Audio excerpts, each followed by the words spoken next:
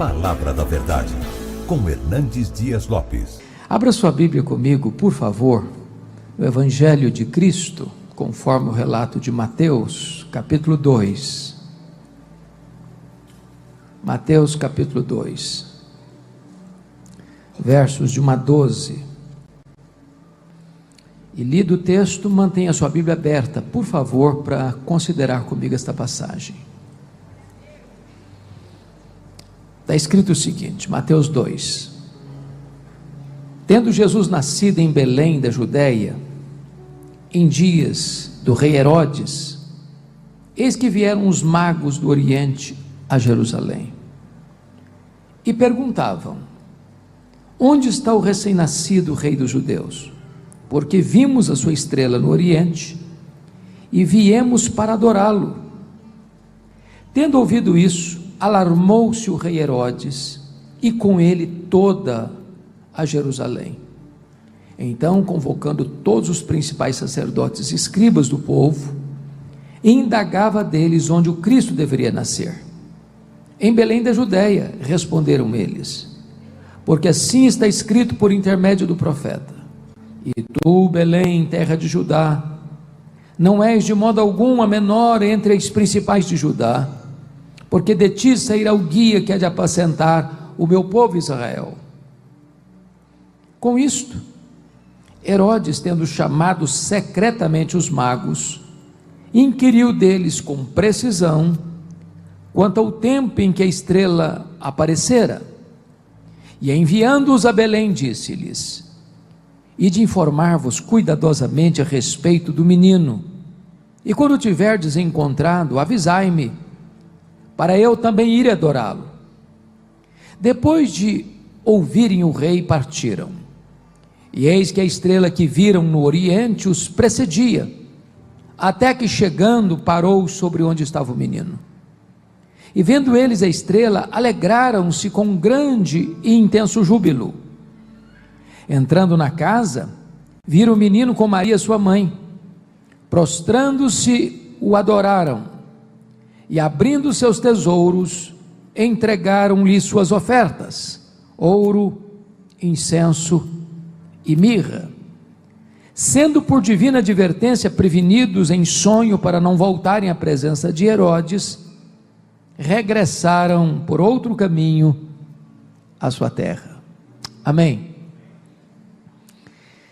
Meus amados, o nascimento do nosso glorioso Salvador foi planejado na eternidade. Esta agenda já estava estabelecida antes que o mundo fosse criado, antes que os anjos ruflassem suas asas para rapidamente atender à ordem divina, antes que as estrelas brilhassem, antes que o homem fosse criado. Esta decisão já estava tomada lá nos refolhos da eternidade. O nascimento de Jesus foi profetizado no Antigo Testamento. Aliás, todo o Antigo Testamento apontava para esse dia. Ele é a semente da mulher que haveria de esmagar a cabeça da serpente. Ele era representado ou simbolizado por aquele cordeiro da Páscoa, cujo sangue, passado no batente das portas, livrou o povo, ou os primogênitos de Israel, da morte fatídica. Ele foi simbolizado pela coluna de nuvem que guiava o povo de dia, pela coluna de fogo que guiava o povo de noite, pelo maná que caía do céu, e pela água que brotava da rocha. Ele foi simbolizado pelo tabernáculo, pela arca da aliança, pelo templo. Ele foi simbolizado pelas festas de Israel, pelos sacrifícios do templo. Ele foi simbolizado pelo sábado. Tudo apontava para ele.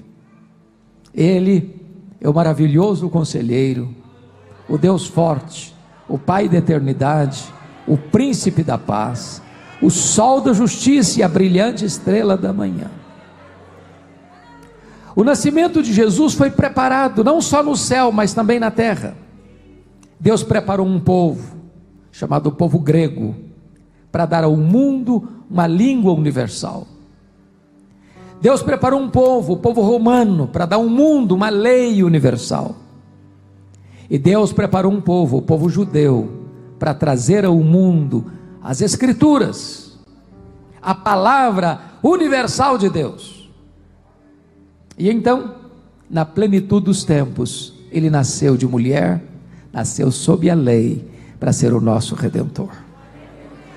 Diz a Bíblia, que o Verbo eterno, pessoal, divino, autoexistente, criador, infinito, imenso, eterno, imutável, onipotente, onipresente, onisciente, transcendente, soberano, se fez carne e habitou entre nós, cheio de graça e de verdade, e vimos a sua glória, glória como no unigênito do Pai. E agora Mateus está relatando este fato. E é curioso que Mateus, que foi escrito para os judeus, não desce a detalhes como Lucas, que é o Evangelho Universal, acerca dos detalhes de quem governava o mundo a partir do Império Romano, quem governava na Síria. Ele já começa informando que Jesus nasceu em Belém da Judéia nos dias do rei Herodes. Mas quando você fala nos dias do rei Herodes, é preciso explicar algo, porque o Novo Testamento faz referência a 4 Herodes. Quem é esse aqui? Bom, o Novo Testamento fala desse Herodes aqui, que é conhecido também como Herodes o Grande. Também a Bíblia fala de um segundo Herodes, que é o Herodes Antipas, filho deste. Foi aquele que mandou prender João Batista e mandou matar João Batista, a quem Jesus chamou de raposa, que zombou de Jesus no seu julgamento. O Novo Testamento fala de um terceiro Herodes, o Herodes Agripa I. Foi aquele que mandou passar Tiago, irmão de João, a espada em Jerusalém, e prendeu Pedro em prisão de segurança máxima, para matá-lo depois da festa, que foi comido de vermes. O Novo Testamento fala de um quarto Herodes, é o Herodes Agripa II. Foi aquele que esteve presente quando Paulo estava preso em Cesareia Marítima, e que disse para Paulo: por pouco me persuades a me fazer um cristão. Quando a Bíblia fala deste Herodes, eu gostaria de olhar este cenário em 3 perspectivas, porque o Natal de Jesus, a mensagem de Jesus, ela requer uma decisão, e esse texto vai retratar para nós 3 decisões. A primeira delas eu chamaria de rejeição e hostilidade. Há uma informação aqui, que Bispo Júlio, sempre que eu lia, eu disse: meu Deus, não faz sentido para mim. Porque notem vocês o que está escrito no versículo 3. Tendo ouvido isso, ouvido o quê? Ouvido o quê? Ouvido o que os magos disseram em Jerusalém: onde está o recém-nascido rei dos judeus? Porque vimos a sua estrela no oriente e viemos para adorá-lo. Agora olha o verso 3. Ouvindo isto, alarmou-se o rei Herodes e com ele toda Jerusalém. Não faz sentido para nós isso aqui. Como é que um rei fica alarmado? Simplesmente com uma pergunta de alguns estrangeiros que acabam de chegar: onde está o recém-nascido rei dos judeus? Vimos a sua estrela no oriente e viemos adorá-lo. Isso não é para alarmar ninguém. Por que esse rei está alarmado? Por que o texto nos diz que não Jerusalém, mas toda Jerusalém estava alarmada. Você não consegue entender o que está escrito aqui, a não ser que você entenda mais algumas coisas sobre esse Herodes. Quem era esse Herodes de fato? Então me permita apresentá-lo a vocês nesta noite. Este Herodes era filho de Antípatro, que tinha nascido em Ascalão, no sul de Israel, e ele era edumeu, e significa que ele era descendente de Esaú, portanto tinha uma espécie de parentesco muito próximo com os judeus. Esse homem foi nomeado pelo Senado romano como rei de Israel no ano 37 a.C. E ele foi chamado de rei dos judeus. E esse homem tem duas características que passo a destacar. Primeiro, diríamos hoje que ele era um político empreendedor, um grande construtor. Para vocês terem uma ideia, para ganhar o favor dos judeus e impressionar os Césares de Roma, ele vai fazer grandes obras em Israel. Primeira obra que ele vai fazer, ele vai pegar o templo modesto, o segundo templo, erigido por Zorobabel, e vai embelezá-lo, e vai alargá-lo, e vai ampliá-lo, e vai enriquecê-lo, e vai transformar esse templo num dos palácios religiosos mais belos da história da humanidade. Na verdade, ele nem chegou a concluir essa obra, porque está escrito em João capítulo 2, que durou-se 46 anos para essa obra ser concluída. Tinha mais de 10 mil homens trabalhando continuamente nessa construção.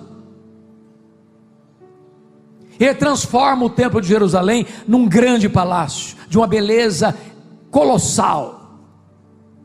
Mas foi esse rei que construiu também o grande porto de Cesareia, abrindo o comércio de Israel para o mundo e facilitando também as viagens missionárias a partir do porto de Cesareia marítima.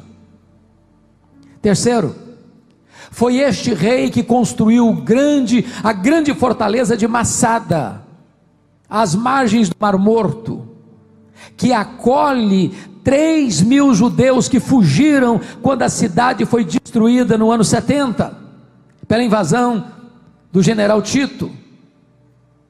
Foi este rei que construiu outras fortalezas em Israel, como Herodion e como a fortaleza de Antônio, onde Jesus foi julgado. Ele foi um homem de grandes obras, portentosas obras. Ele era um grande construtor. Porém, esse homem tinha outra marca. Esse homem tinha uma espécie de obsessão pelo poder. Então eu passo agora a relatar algumas coisas sobre a vida dele. Primeiro, Herodes o Grande casou-se nada menos do que 10 vezes. Herodes o Grande, logo que assume o governo, ele destrona e mata os antecessores do governo dele, que era a família Macabeia. Vocês se lembram da guerra dos Macabeus? Toda essa dinastia, logo que Herodes o Grande assume o governo, ele mata todos eles. Mas, como o sinédrio judaico era governado por 71 homens, logo que ele assume o governo, ele mata do sinédrio 45, para dizer: quem manda aqui sou eu. Todo mundo tem que ter medo de mim. De uma única vez ele mandou matar 300 elementos da corte do seu governo. Para vocês terem uma ideia, das 10 mulheres que ele tinha, a sua preferida chamava-se Mariana, membro da nobreza. Logo que ele se casa com Mariana, sabendo que os parentes dela eram da aristocracia, ele manda matar todos os membros da família da sua mulher. A sua sogra, Alexandra, pediu para ele para nomear o cunhado dele, Aristóbulo, como sumo sacerdote, porque a religião estava prostituída nessa época, e o sumo sacerdote era um cargo muito mais político do que religioso, e ele nomeia o cunhado, Aristóbulo, com 17 anos, para assumir o posto de sumo sacerdote. Quando o menino demonstrou capacidade para a função, ele mandou matar o Aristóbulo. A sogra, assustada com ele, foge para o Egito, para ficar à sombra de Cleópatra, e ele manda os seus emissários atrás da sua sogra. Ela tenta fugir, simulando uma fuga através de um funeral, descobrem-na e matam-na no Egito. O imperador romano, César Augusto, sabendo das atrocidades de Herodes, convoca-o a Roma para lhe dar uma descompostura.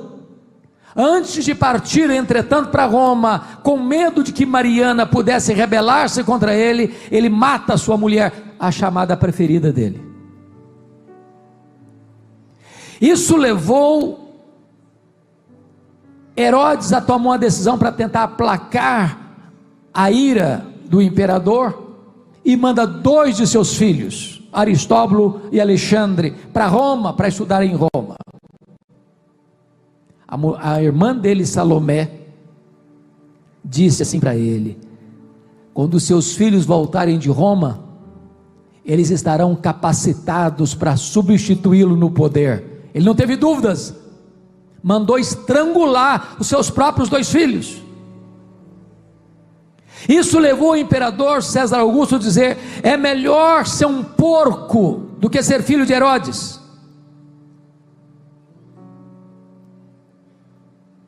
Quando ele estava para morrer,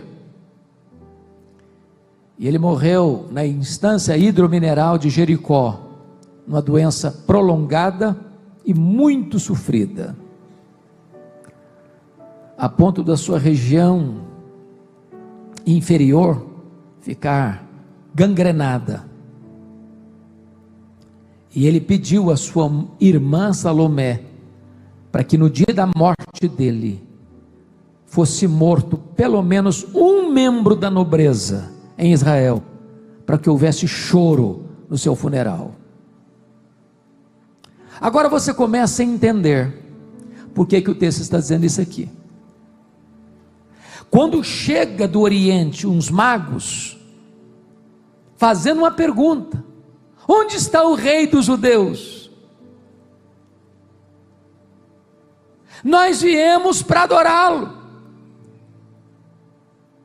Ele não suportava a ideia de que alguém pudesse ameaçar o seu governo, ameaçar o seu reino.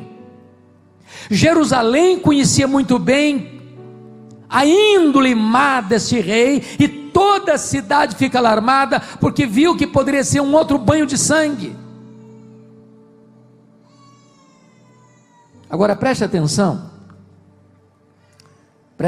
comigo, que o texto vai nos informar algumas coisas que eu chamo a sua atenção para olhar comigo. Primeiramente, no verso 3, o que eu chamaria do pânico do rei. Tendo ouvido isto, alarmou-se o Herodes, e com ele toda Jerusalém. Segundo, a sagacidade dele, a melhor, a curiosidade dele. Se você olhar no versículo 4 a 6, diz o texto que ele convoca todos os principais sacerdotes e escribas do povo, e indagava deles onde o Cristo deveria nascer. Vamos entender isso aqui. Quando ele diz que ele convoca, não alguns, não a maioria, mas todos, ele não quer deixar ponta solta, certo? E aqui tem 2 grupos: primeiro os principais sacerdotes, e depois os escribas do povo. Os principais sacerdotes eram formados do grupo chamado saduceus. Os saduceus era aquele grupo religioso da aristocracia, que também era os colaboracionistas de Roma, que também eram liberais teologicamente falando, eles só aceitavam o Pentateuco, não aceitavam todo o Velho Testamento, e eles não acreditavam em anjos, eles não acreditavam em ressurreição, mas eles detinham o poder eclesiástico nas mãos. E mais, eles fizeram do templo de Israel um instrumento de enriquecimento e transformaram a casa de Deus num covil de salteadores. O que é covil? Covil é um esconderijo onde um ladrão toma o que é do outro e se esconde. Como assim? Vocês sabem que nas festas de Israel, caravanas iam do mundo inteiro para fazer os seus sacrifícios. Só que eles traziam moeda estrangeira e não podiam trocar a moeda, e não podiam usar a moeda estrangeira. Antes, porque também tinha que comprar os sacrifícios, as pombas, os cordeiros, lá na praça do templo. E o que acontecia? Eles tinham que fazer o câmbio com eles, com os saduceus, e com taxas pesadíssimas. E com isso eles transformaram a casa de Deus numa casa de comércio, numa casa de lucro, e transformaram a casa de Deus num covil de salteadores. Mas eles ocupavam o poder eclesiástico. Mas agora diz o texto que ele convoca também, olha aí comigo o versículo 4, os escribas do povo. Os escribas eram parte do grupo dos fariseus, que compunham o sinédrio. Os fariseus eram ortodoxos de doutrina, mas hipócritas, porque eles acreditavam na doutrina, mas não viviam o que acreditavam. Esses dois grupos são chamados para informar ao rei Herodes, à luz das escrituras, onde o rei dos judeus haveria de nascer. Ele quer saber disso, curiosidade dele. Aí vem a sagacidade dele no versículo 7, olha aí comigo. Com isso Herodes, tendo chamado, preste atenção nos detalhes, irmãos, tendo chamado o quê? Secretamente os magos, nada público, nada debaixo de holofotes, sem fotografia, sem filmagem, secretamente, inquiriu deles, de que maneira?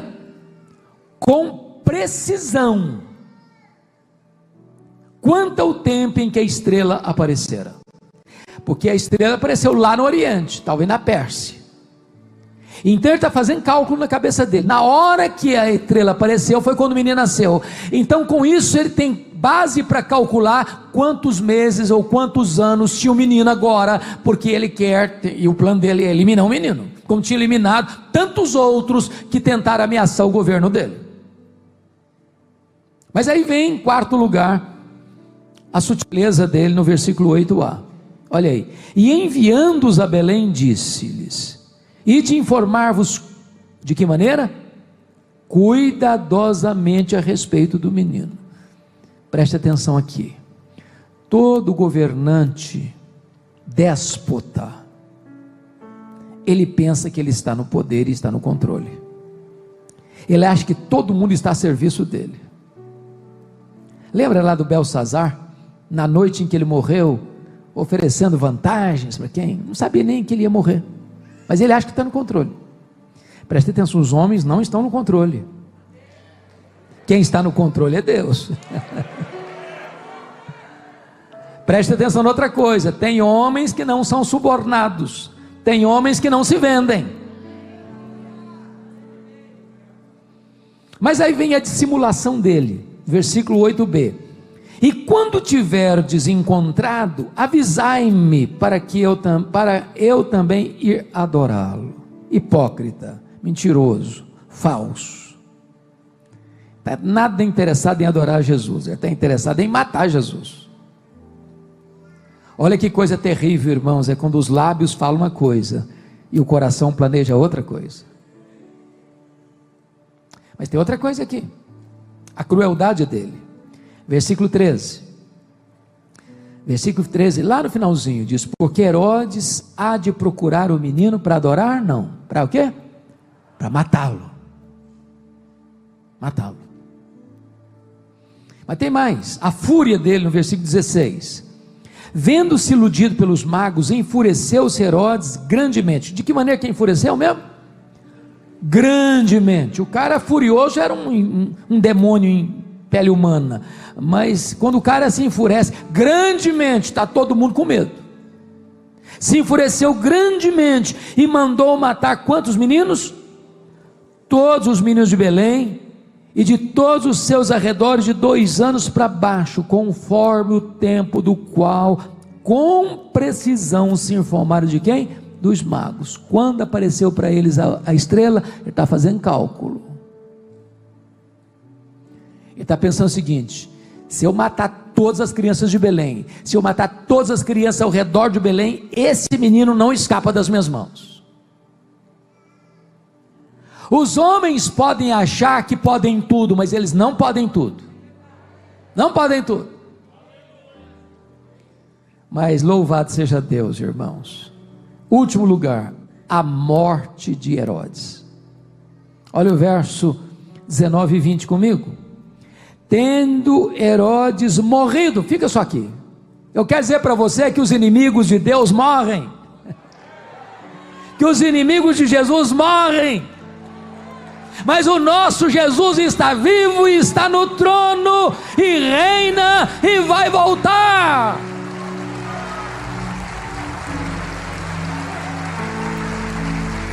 Hoje o nome de Jesus muitas vezes é blasfemado, é zombado, é perseguido nos parlamentos, nas cortes, na imprensa, na mídia, no teatro, aqui, ali, acolá. Os inimigos de Jesus escarnecem dele, mas ele está vivo e ele reina, e aqueles que zombam de Jesus estão sentenciados à morte, eles morrem.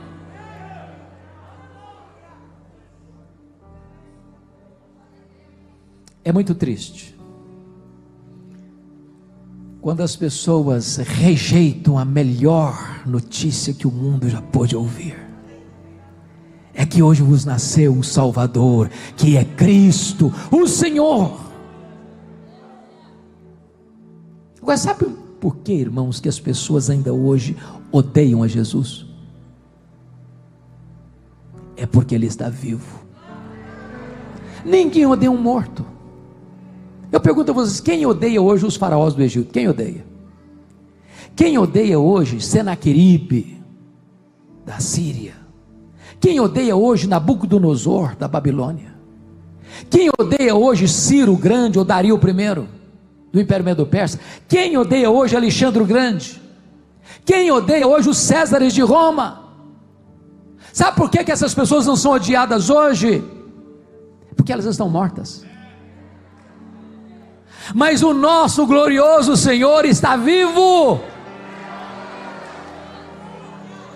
Sabe por que esta igreja todo ano prepara uma festa para celebrar o Natal? Você não comemora o nascimento de quem está morto, você comemora o nascimento de quem está vivo. Ele está vivo e Ele é a razão da nossa vida.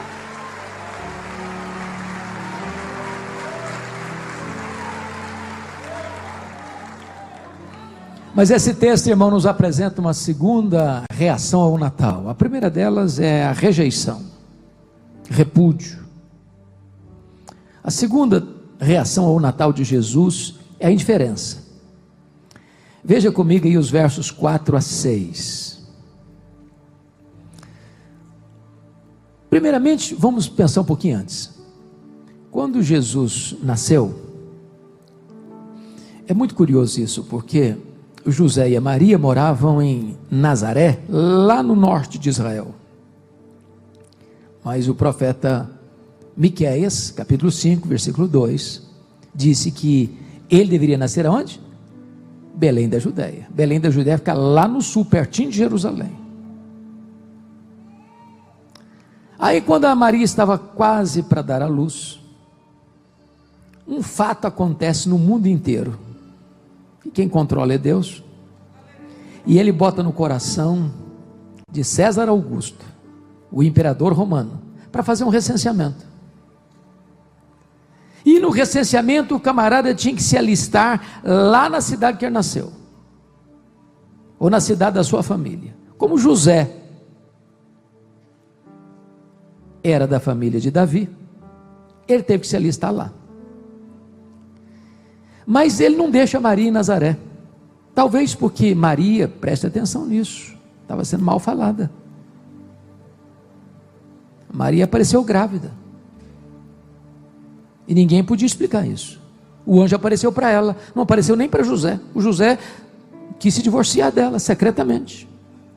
Maria foi muito corajosa quando ela disse: eis aqui a serva do Senhor, que se cumpra em mim segundo a tua palavra, Senhor. Ela estava disposta a enfrentar qualquer luta, qualquer problema. Então José leva Maria com ele. Sabe para quê? Porque a palavra de Deus não pode falhar nem sequer numa vírgula. A palavra de Deus é viva, ela é verdadeira, ela é poderosa. Pode passar o céu, pode passar a terra, mas a palavra de Deus não pode passar. Quando chega em Belém, diz a Bíblia que as hospedarias estão cheias. Nem olhando Maria, prestes a dar à luz, sensibilizou alguém de ceder o lugar. E de fato ele não podia nascer numa hospedaria, numa pensão, num hotel, porque fica bem ao Cordeiro de Deus nascer e ser colocado numa manjedoura, um coxo onde os animais comiam. Agora presta atenção, não havia lugar para Jesus em Belém. O pão da vida não encontrou espaço na casa do pão. Belém significa casa do pão. Não tinha lugar para o pão da vida nascer na casa do pão.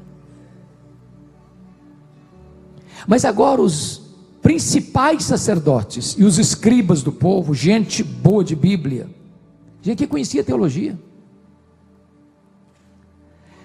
ao saber com precisão que ele nasceria em Belém da Judeia, e sabe qual é a distância de Belém da Judeia para Jerusalém, onde eles estavam?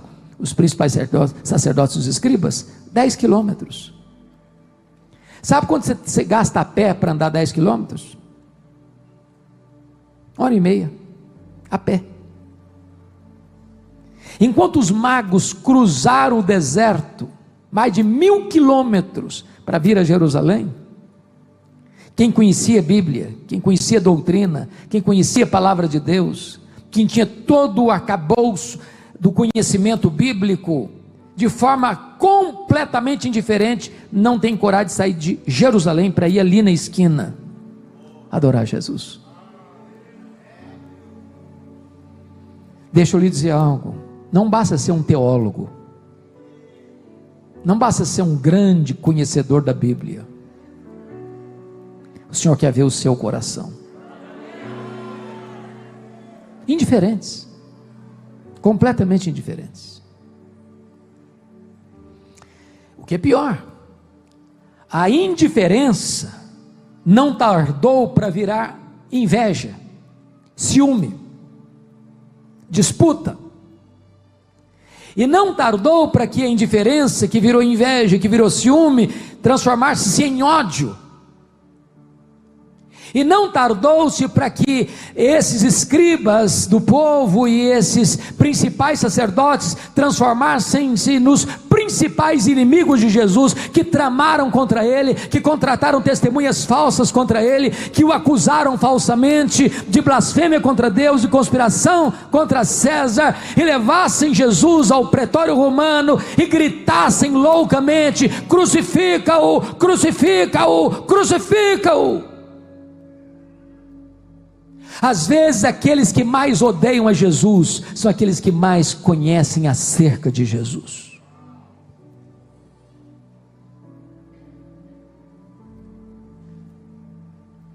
Não basta saber profecia, é preciso ser um adorador. E você e eu viemos aqui hoje porque nós queremos adorar a Jesus.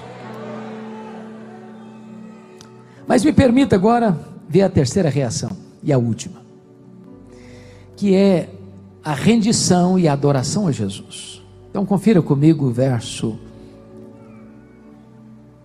de número 1.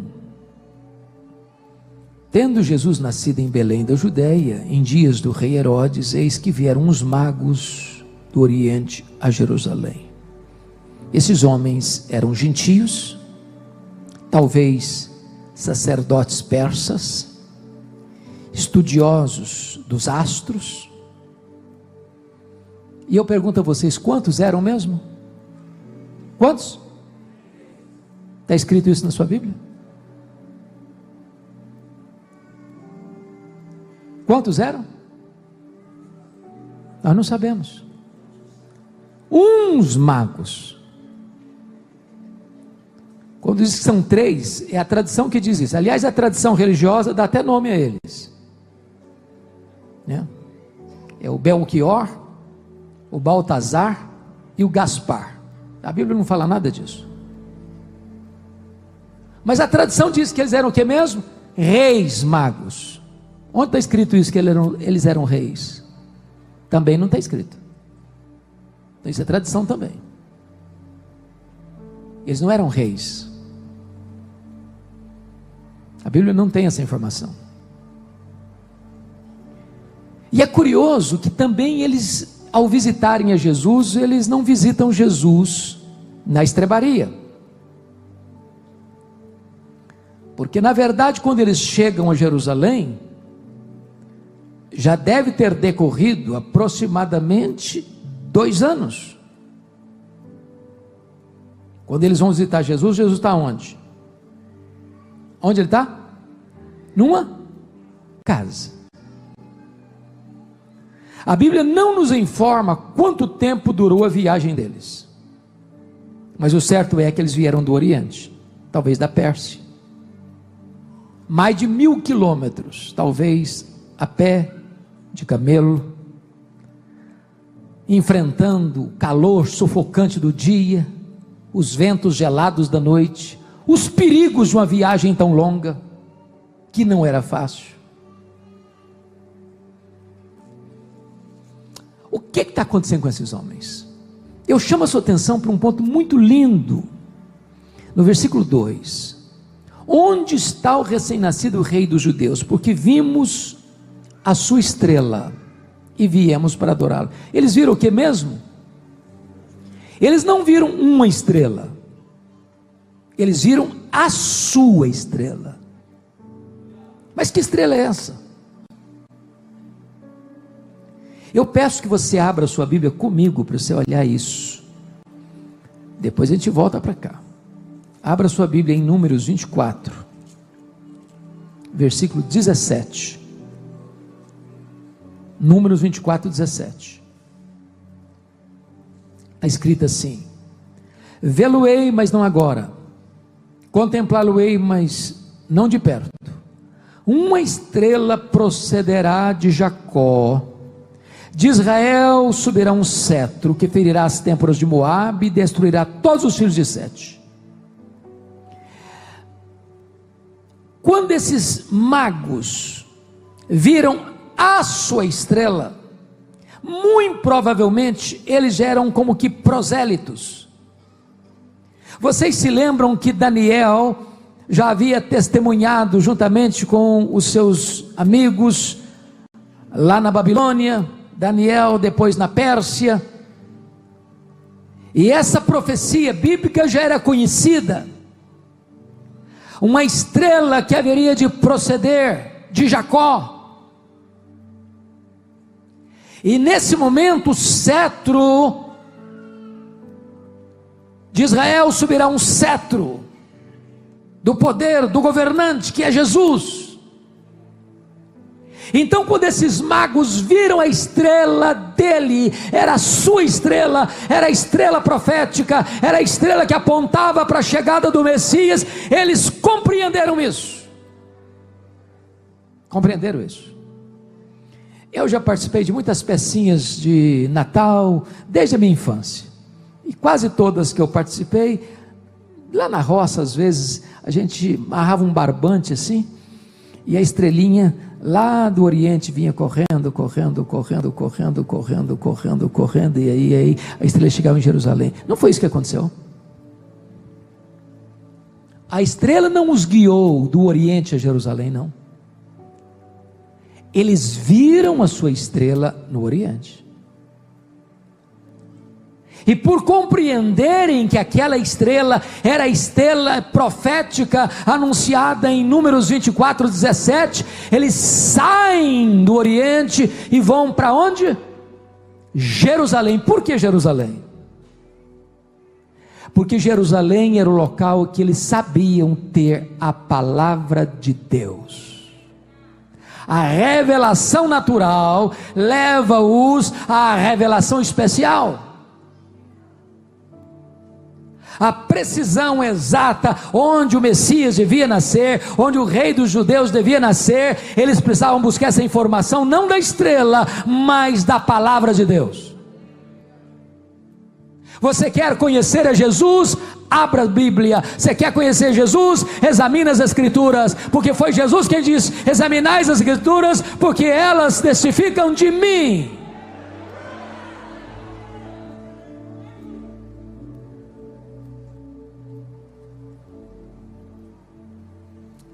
Agora, o que me impressiona é que os judeus rejeitam o seu Messias. Veio para o que era seu, os seus não receberam. Os de perto rejeitam, os de longe vêm para adorá-lo. Os que têm muito conhecimento rejeitam, os que têm pequena informação adoram. Oh, meus irmãos,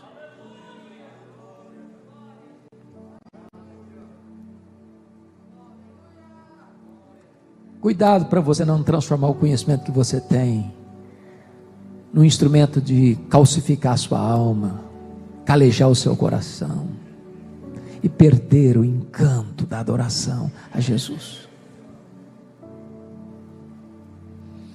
Mas eu queria propor 3 coisas para encerrar. O que esses magos fizeram antes de encontrarem a Jesus? Primeiro, eles não mediram esforços para sair lá do Oriente, para atravessar desertos, perigos, os mais diferentes. Para você ter uma ideia como isso era complicado, vocês se lembram quando Esdras foi para Jerusalém? E ele tinha todo o aparato, ele tinha muitas companhias, muita gente, e ele ficou com vergonha de pedir para o rei ajuda, e ele propôs um jejum à margem do rio Ava, porque a viagem era muito perigosa, tinha muitos assaltantes, tinha muita gente perigosa pela estrada, era uma viagem muito arriscada, e eles não medem esforços, porque eles querem adorar ao rei dos judeus. Segundo, o que eles fizeram? Eles foram buscar informações precisas onde estava a palavra de Deus. Preste atenção nisso. Eles eram estudiosos dos astros e eles puderam discernir a sua estrela, mas até ali, pronto, a revelação natural cumpriu o seu papel. Se eu quero conhecer Jesus, eu preciso abrir a Bíblia. Eu preciso abrir a Bíblia. Eu preciso escutar a voz das Escrituras. E mais do que nunca, irmãos, a igreja hoje precisa ser uma igreja de Bíblia aberta. Quando tantos seminários hoje, chamados protestantes evangélicos, não creem mais na Bíblia. Quando tantas denominações hoje já não subscrevem mais a ideia de que a Bíblia é a palavra de Deus, inspirada, inerrante, infalível. Nós precisamos reafirmar que a palavra de Deus é viva, é poderosa, é atual, é indestrutível. Terceiro lugar, versículo 9, lá voltando agora para Mateus capítulo 2, versículo 9: depois de ouvirem o rei, partiram. Eu fico pensando, bispo Júlio, que esses magos, ao chegarem em Jerusalém, eles notaram o clima. uma cidade perturbada, o rei completamente desconcertado, o constrangimento. Se esses homens fossem covardes, eles teriam pensado assim: vamos embora, ficar aqui é um risco para a nossa sobrevivência. Esse homem é louco, esse rei é louco. Para esse rei me mandar matar-nos pouco custa. Esse rei é um perverso, ele é um carrasco, ele é um assassino, ele já tem feito tantas chacinas por aqui, vamos embora. Não, eles vieram para adorar, e eles estão determinados a correr não só os riscos da viagem, mas o risco de perder a própria vida, porque nada mais importa para eles a não ser adorar a Jesus. Se você não tiver coragem de renunciar a você mesmo, de negar a você mesmo, de tomar a própria cruz do Senhor, você não está apto a ser um discípulo de Jesus.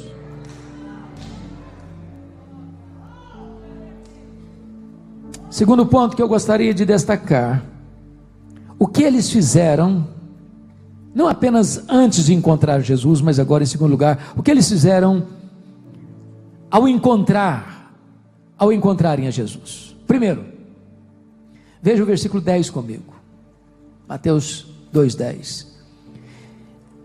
E vendo eles a estrela, alegraram-se com grande e intenso júbilo. Porque veja vocês que eles viram a estrela no Oriente, não viram mais, e vieram para Jerusalém. E aí de Jerusalém a Belém a estrela foi guiando, 10 quilômetros, até que a estrela parou em cima da casa onde estava Maria e Jesus. E quando eles viram isso, eles não só se alegraram, eles se alegraram com um grande e intenso júbilo. Enquanto uns estão cheios de ódio como Herodes, enquanto outros estão cheios de indiferença como os principais sacerdotes e os escribas do povo, eles estão cheios de alegria. Meu amado irmão, no mundo de tanta indiferença a Jesus, no mundo de tanta hostilidade a Jesus, no mundo onde se escarnece de Jesus, nas praças, nas ruas, nas passarelas de carnaval, eu quero dizer para você que a igreja de Deus se alegra com grande e intenso júbilo, porque Jesus é o Senhor da nossa vida.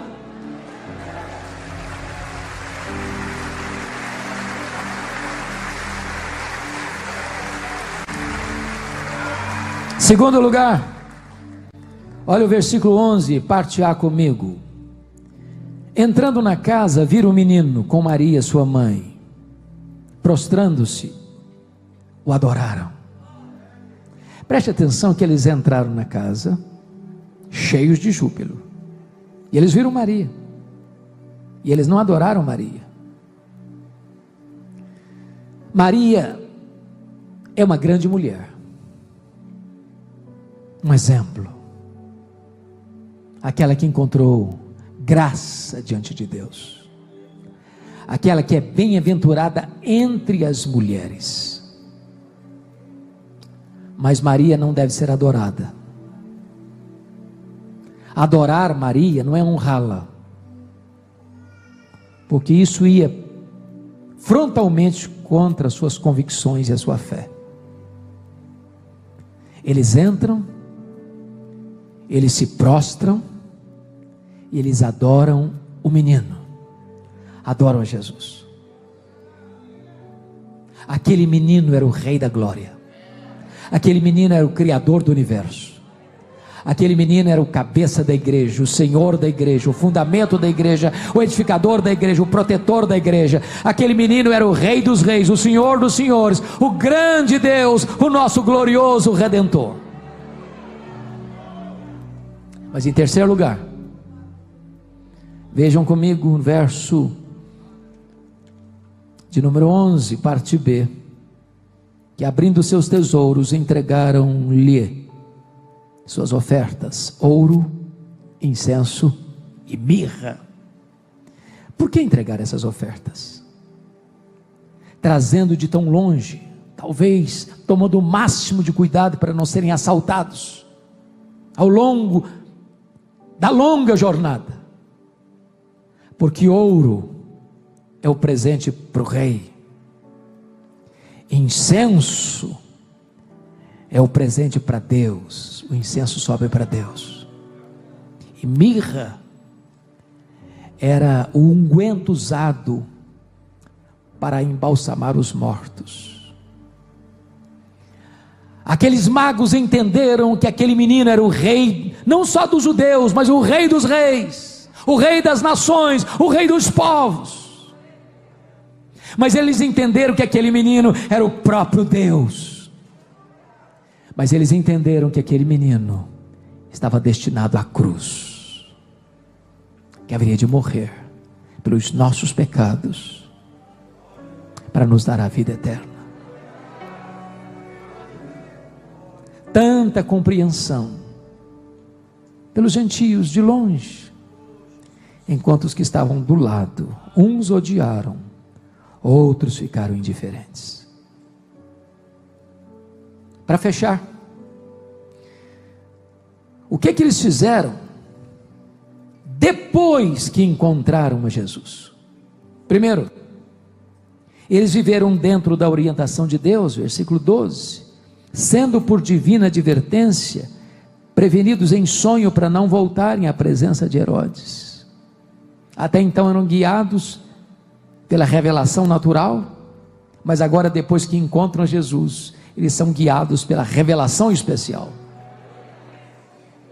Mas em segundo lugar, está escrito no versículo 12, que eles regressaram por outro caminho à sua terra. Quero dizer uma coisa a você: toda pessoa que tem um encontro com Jesus nunca mais regressa pelo mesmo caminho.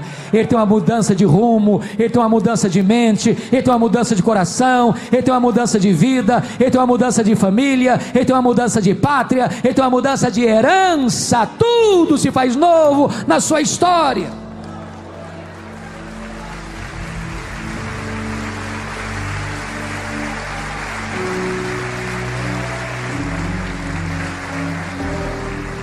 Irmãos, eu concluo dizendo que esse texto tem 3 decisões a respeito de Jesus: rejeição, indiferença e adoração. Qual é a sua escolha nesta noite?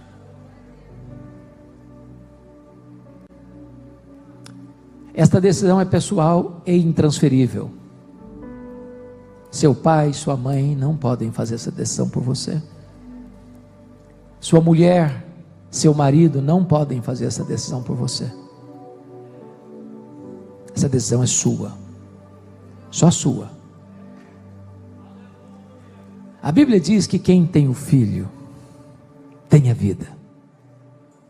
Tem a vida. Se hoje você se render a Jesus, você pode sair daqui tomando posse da vida, da própria vida eterna. Me permita ilustrar para concluir. Havia um homem muito rico na Europa,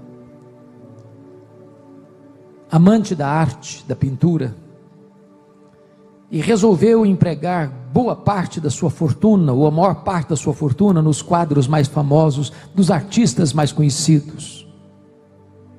Ele só tinha um filho, só um herdeiro. E um dia o seu filho, fazendo uma viagem com um amigo, sofreu um terrível acidente e foi a óbito, longe de casa. O amigo,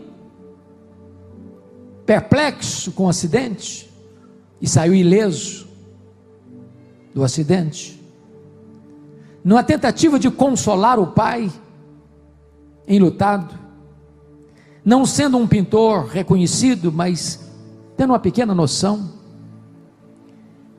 pintou o rosto do filho em mal traçadas linhas, botou e emoldurou um quadro, esse retrato bem bonito, essa pintura bem bonita.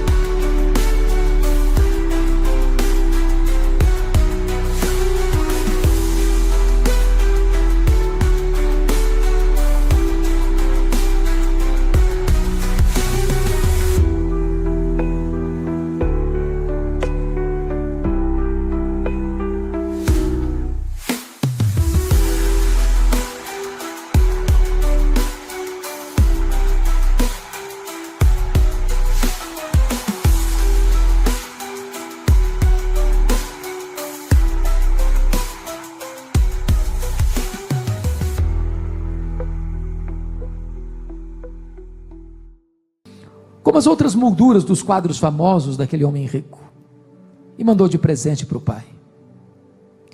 E o pai dependurou o quadro do filho entre os quadros mais famosos da sua galeria de arte.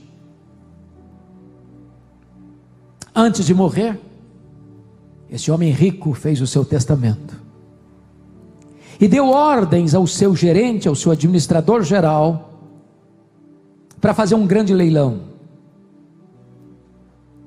E o dinheiro arrecadado na venda dos quadros mais famosos deveria ser destinado a uma entidade de caridade. Para surpresa de todos, a sala repleta dos amantes da arte, todos querendo comprar aqueles quadros famosos. Quem liderava o leilão, abre o leilão com o quadro do filho. Não tinha qualquer arte que suscitasse o interesse dos amantes da arte. Ninguém se interessou. Eles estavam querendo os quadros famosos. Até que alguém levantou a mão e fez um lance, o único que fez, e arrematou o quadro do filho. E quando ele arrematou o quadro do filho, quem dirigiu o leilão disse: está encerrado o leilão de hoje. Todos protestaram: como? Nós fomos chamados para comprar os quadros, queremos comprá-los. E quem administrava disse o seguinte: faz parte do testamento, quem tiver o quadro do filho é dono de tudo. Quem tem o filho tem tudo. Se hoje você se render a Jesus, você tem tudo. Você tem o perdão, você tem a salvação, você tem a vida eterna, você é filho de Deus, você é membro da família de Deus. Que nesta noite o seu coração seja a manjedoura onde Jesus vai nascer, e você então terá tudo. Você terá tudo. Você será herdeiro de Deus e co-herdeiro com Cristo. Que Deus abençoe a sua vida. Amém.